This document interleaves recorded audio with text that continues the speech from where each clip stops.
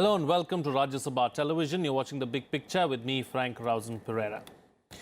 Well, based on recommendations of an expert panel, the Delhi government is likely to come out with a policy this week to cap profit margins of city hospitals on drugs and devices. The 9-member panel headed by Director General of Health Services Kirti Bhushan was set up by the Arvind Kejriwal government on December 13th last year. The move comes after a public outrage on the death of a child due to dengue last year at a private hospital in Gurgaon, which charged the family around 16 lakh rupees for treatment. The committee had suggested capping the profit margin for drugs and devices at a maximum of 50% above the manufacturing price or procurement cost, whichever was lower. On this edition of The Big Picture, we will analyze if capping profits of hospitals is a good move and how can we make healthcare more affordable in the country. Joining me on the program today are Prasanna Kumar Hota, former Secretary, Ministry of Health and Family Welfare, Dr. Naresh Trehan, Chairman and Managing Director, Medanta, and Aditi, Tandon, Special Correspondent of the Tribune. Thank you to all my guests for joining me on this edition of The Big Picture. Mr. Hota, I'd like to begin with you. Do we need a policy to put a cap on hospital profits? Sir, we are obviously referring to private hospitals. Indeed. We should look into issues of excessive profit seeking at the unethical billing, etc. But profit per se in any sector we are not regulating. Why on health? Because question of affordability. We have to find perhaps alternatives. I know an expert committee has gone into it and their recommendations should be studied and implemented. I have nothing to differ. But perhaps something like Tata Memorial, you save 50% standard service at standard cost. You have to cost a service, it's a very complex task and it's a continuous task. So one expert committee will not do. You need regulators. Regulators to be in position with multi-skills, financial skills, medical skills, well represented.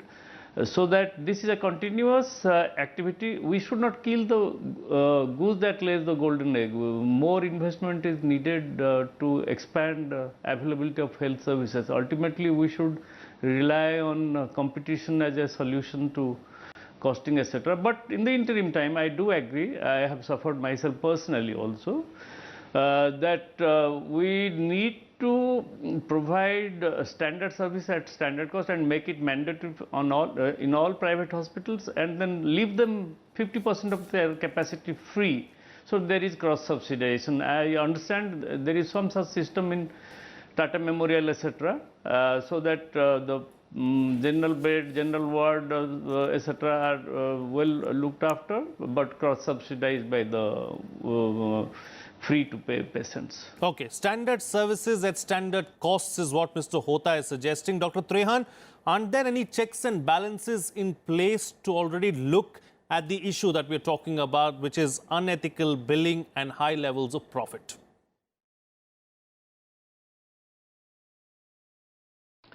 See, what needs to be really done is to define what is the proper sale price of anything, and it is today the government uses the instruments of MRP. So if it be that every rule is made for anything, that MRP is to be X percentage wise above the manufacturing price or the buying price of an organization, it will give the guidelines to organizations how much they are allowed to charge. I don't think there is anything wrong with that. The basic thing comes that it should be realistic costing. Now, if you take a syringe, the syringe costs 1 rupee, that's fine, and you say 50% is allowed or whatever is allowed, it's fine.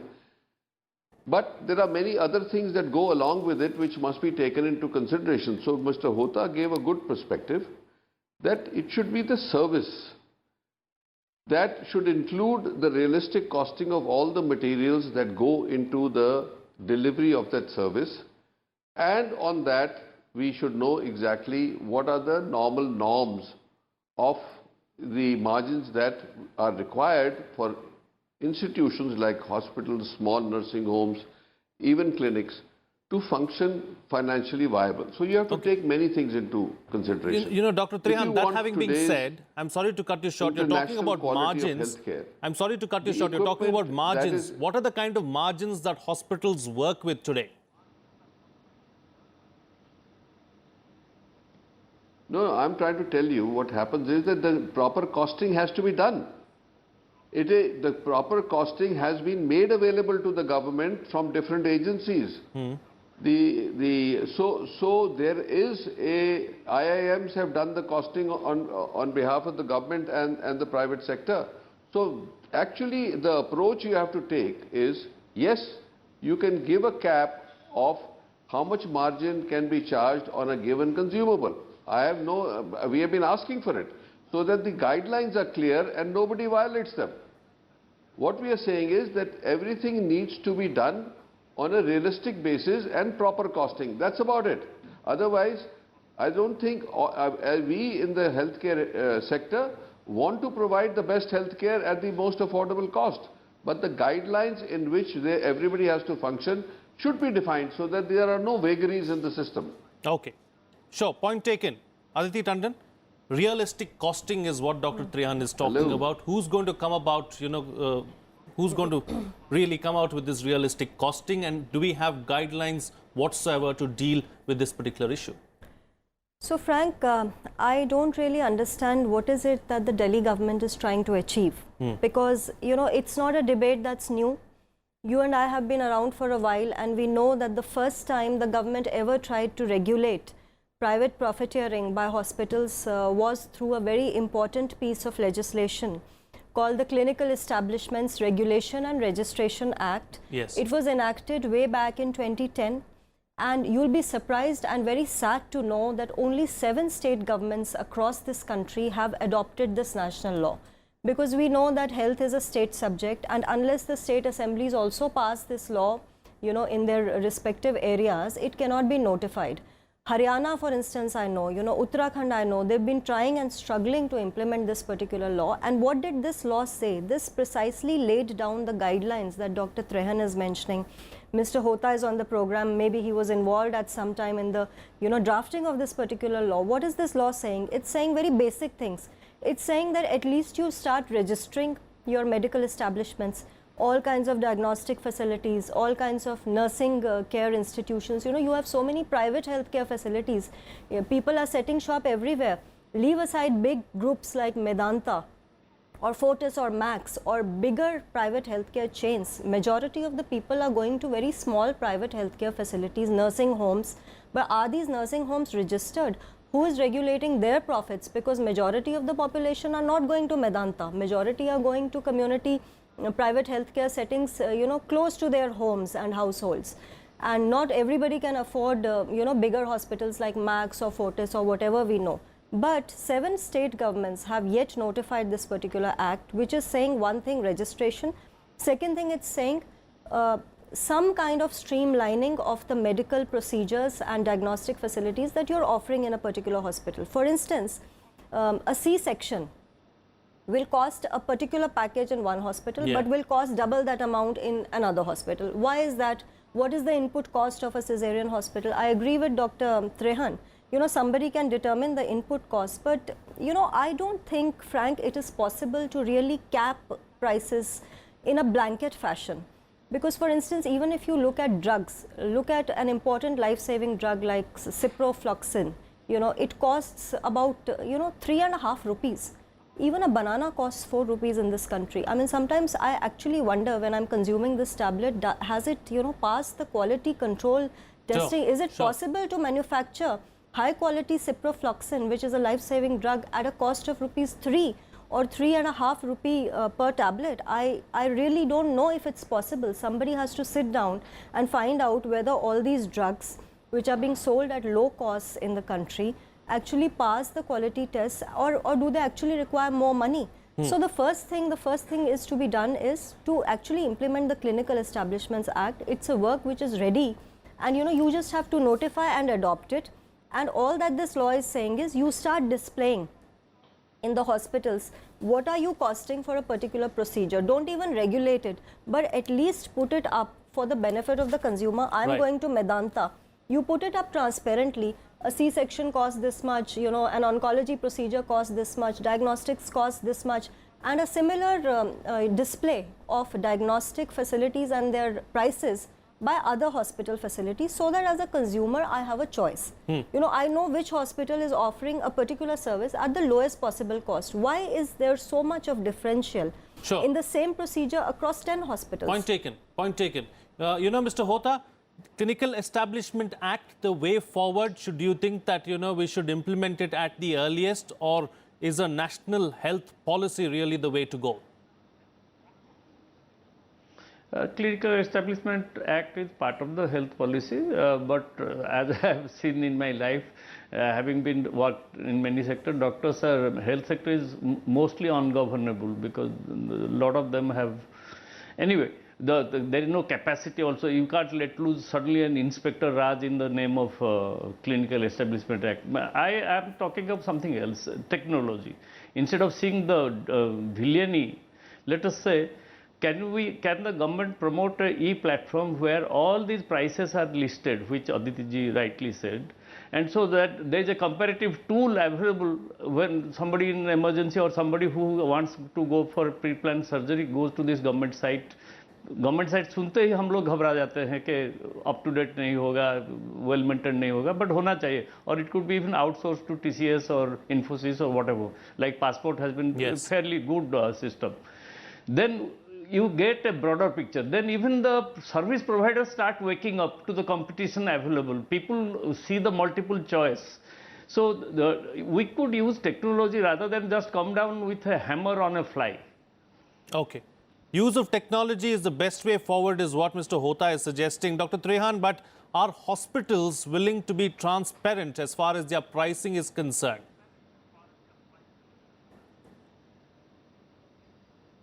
Yes, absolutely. I can speak for myself and some of my colleagues in different hospitals. Most definitely, we would welcome it. We would welcome it so that this whole system of chaos goes away. No, it's not helping anybody. Whenever there is chaos, there is confusion. In the confusion, the ultimate sufferer is the patient, because the patients also get confused what's right and wrong. I think we should bring an order.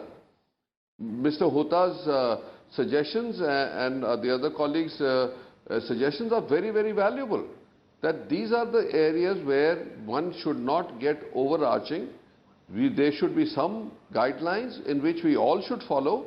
If anybody violates those guidelines, yes, take them to task.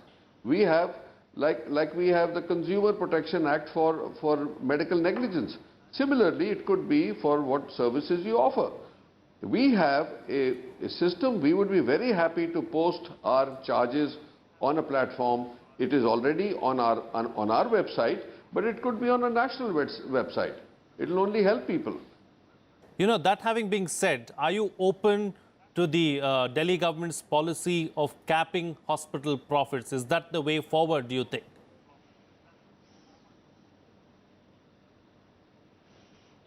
You're asking Sir, me? Yes.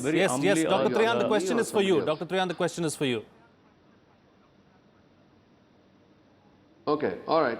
Yeah. No, see, you know, please understand. How can you cap? There are different levels of facilities available. There are different levels of complexities available in the where you can treat. So there are, one thing we suggested was NABH is one standard. Where people who are registered with NABH, we don't have at least a minimum standard. So they should have their pricing for the NABH. Then there are super specialties and very complex operations. I'll give you an example of even heart surgery. A regular heart surgery can be done anywhere between 2 and 2.5 lakhs in the best of centers. But when it comes to a person whose heart function has deteriorated to 20%, will need an intra-aortic balloon, will need the valve change, you can't give a price on that. You can't put price tags on these kind of things. So it's a complex thing, and I think that on the show itself, suggestions have been made which mitigates this kind of confusion which can be caused by fixing something or the other. Some standard procedures can be, after realistic evaluation, can be fixed as this is a reasonable price for a given procedure. then let different hospitals compete for it. And let the person who has visibility, the patient should have visibility into what is available, at what cost, in what location, and let them make the free choice. Now, complicated affairs, intensive care which requires an unknown amount of inputs and length of stay, those will be very difficult to regulate. But I think that hospitals are also waiting.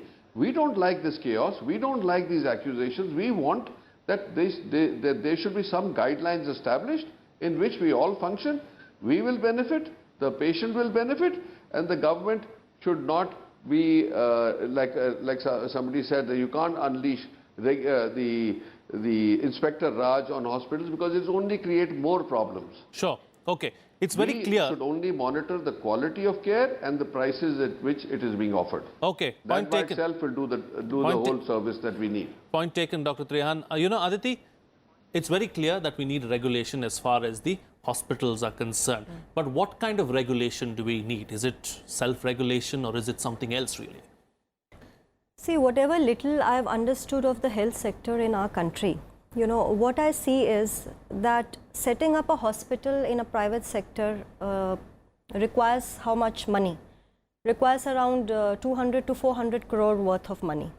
Now, if somebody is setting up a hospital at that huge a cost, how is this person or this particular management supposed to recover that cost?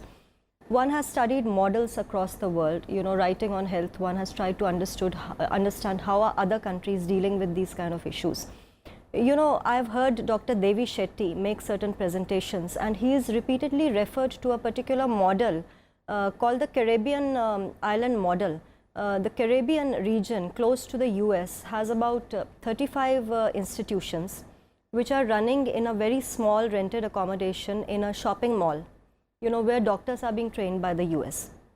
I need to ask the government of the day, why does it require us to invest 400 crore in a huge hospital premises or a compound to train a few specialist doctors? You know, the percentage of specialist doctor shortage in our country is 80.5%, Frank. That's a huge, you know, dearth of doctors in the country. And if doctors are in such great demand and in such short supply, you have to factor in the fact that all major private hospitals have to pay for doctors also. You know, former health secretaries like Sujata Rao have actually written articles in very important journals. You know, another issue, Aditi, since you brought this up, talent drain is another big problem because... Absolutely. You know, talent drain is one problem, Frank, but the bigger problem is, are we producing enough specialists? Then secondly, we also need to look at the fact that our own, you know, systems are not creating enough specialist doctors. We have around 60,000 MBBS seats and we have only around 30,000 postgraduate seats. If you look at major surgeries in our country, the top 10 causes of disease in this country cannot be treated by a simple MBBS doctor. You need a postgraduate doctor to treat all those, you know, conditions. Sure. And you don't have those doctors. If you have 60,000 seats for MBBS and if you have 30,000 seats for PG, in US this ratio is reverse. So, you know, you have to create capacities. If you have a lot of doctors, you know, these doctors will go out, costs of medical and healthcare provision and delivery will naturally come down, because a very important input is the doctor himself, the specialist himself. Medicines and drugs are, you know, of course, one part of the big problem, but the most important is the product itself, the MBBS and the specialist doctor. You should create those capacities. Sure, right. You know, taking the discussion forward now, Mr. Hota, another major issue is the sale of medicines. Now, a particular medicine from A company with the same composition costs 10 rupees, whereas, you know, the same medicine from another company, from B company, will cost you maybe 30 or 40 rupees. How do you deal with that problem? Sir, I am an advocate of increasing efficiency first and capacity of the government to regulate in the health sector. Without your own capacity, if you go into regulation, you will cause more chaos. Service has to be expanded, so we have to be very careful before we start strangulating investments. So you have aims in each state. I have been repeatedly saying this. You should set up a hospital corporation of India. this departmental management of hospitals will not do. So all that you are saying, whether it's generic drug or the pricing, different pricing, clinical establishment, that there is absolutely no capacity in the departments to administer the complexities of health. Yes, generic medicine is one answer. As I said, the platform. Now these pharma companies, some enterprising persons have started online medicine supply. Prices have started coming down. But generic medicine is the answer, but it's an eternal debate. It's not a debate only in India, it's a debate elsewhere in the world also. Malpractice insurance is there in the other countries also. It's a very irritating sector. Health is a very dissatisfying sector, but the best of managerial input is missing in this sector from government. Okay, okay. You know, Dr. Trehan, another issue, of course, is the fact that the general public, the general populace, looks at private hospitals with a lot of suspicion. They believe that the hospitals are just there to fleece them. How do you change that mindset?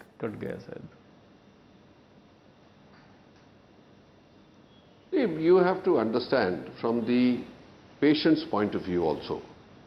A middle class or a poor person wants the best of treatment for their patients. When they get into, like this case happened of shock syndrome from dengue, which is a life-threatening disease, I mean, it's the outcomes are very poor, that the father and the family would want the best, but they don't have the capacity to bear the cost of it. So in all over the world, you have to create a safety net for these people. They should be able to get the best. We sympathize with them. But the point is, the cost is so high, not because the hospitals are making a huge amount of money. To run an ICU with nursing 24/7, with all the medicines, with all the equipment, with all the doctors that you need, it's an expensive affair. So you want to give the best to the patient, the family wants the best to the patient, the cost is high, the family cannot afford it, they have to sell their house or something, land, and it becomes a tragic situation. So I think that the best thing to be done is that we create a safety net for situations like this. Now this Ayushman, if operationalized, we are all supporting it, will be one way of giving the safety net to the people. And the hospitals also participate, everybody participates in trying to help the people when they get into a situation where it goes beyond them. So that is why the distress of the family, the capitalization of media on their distress, and blaming the hospital has become a triangle which is not a very healthy affair, because what it does to the doctors is the doctors get defensive, the patients get confused, media is just blowing up scandals. I think we need to put a quietus to all this in a very responsible manner. And one of the things is to make things transparent and upfront. Okay. The rules of the game should be absolutely transparent. The hospitals and the doctors should actually participate in a very responsible manner. In fact, we have suggested from the IMA self-regulatory rules of engagement, so that we can give the patients and their families the best information, the best updates on what's going on, the best data on outcomes, and the alternatives available. So this transparency we have already put into the system. Okay, all right. We have always also suggested that the capping of the amount of on consumables that can be charged.